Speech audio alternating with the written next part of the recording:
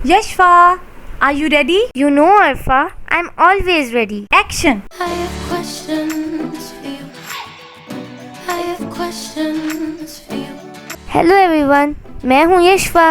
मेरे बाबा मुझे प्यार से एल जेब्रा बुलाते हैं और वो जो मुझे गुस्से से बुलाते हैं वो मैं नहीं बताऊंगी।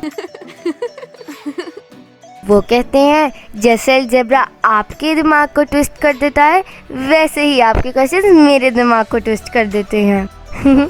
लेकिन मैं तो फिर भी पूछूंगी ना, क्योंकि पूछेंगे नहीं तो सीखेंगे कैसे। I have questions for you. वो सवाल जो आजकल मुझे बहुत ज़्यादा इरिटेट कर रहा है वो है, does racism really exist in Pakistan? Actually ये सवाल मेरे जहन में इसलिए पैदा हुआ क्योंकि आजकल सब लोग फ्रीक्वेंटली किसी जॉर्ज फ्लॉयड का जिक्र कर रहे हैं कि कैसे इस एक शख्स के मर्डर की वजह से पूरे यूएस में प्रोटेस्ट हो रहा है। मैंने जब इस सारे मैटर की रिसर्च की तो पता चला कि रेसिज्म होता क्या है और ब्लैक लाइव्स मैटर का मतलब क्या है।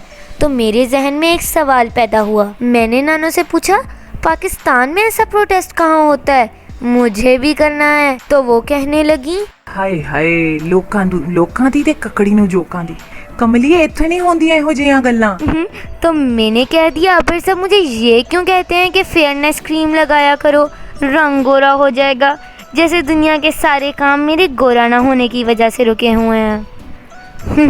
मेरी बात सुनकर उन्होंने बिल्कुल वैसा फेस बनाया जैसा मैं अलजेब्रा के चैप्टर को देखकर बनाती हूँ।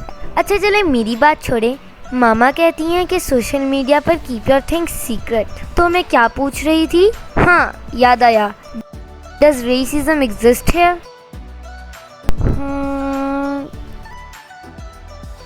यूजुअली सब इस आइडिया को डिनाई कर देते हैं। चलें मान लेते हैं ये यहाँ एग्जिस्ट नहीं करता और फेस और रेस की बेस पर कोई खुद को सुपीरियर नहीं समझता।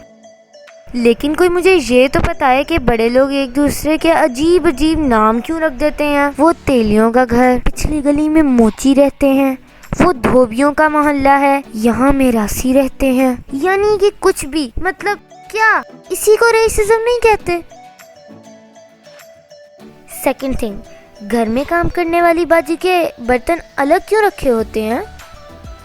वो आपके घर के काम करती हैं, सफाई सुथराई लॉन्ड्री करती हैं, किसी को कोई प्रॉब्लम नहीं होती, सारे बर्तन धोते हुए वो साफ़ सुथरी होती हैं। लेकिन जैसे ही उनके खाने का टाइम होता है तो सिचुएशन गेट्स डिफरेंट। वो जिन बर्तनों को साफ़ करके सजा बना कर रखती हैं वही बर्तन एकदम गेट अनटचेबल फॉर हर। उनका ग्लास अलग, प्लेट अलग, कटलरी अलग। क्यों भाई, कोई तो बताए। If racism doesn't exist in Pakistan तो हाउस हेल्प के हकूक़ वो क्यों नहीं हैं जो कि हमें इस्लामियात की किताब में पढ़ाए जाते हैं?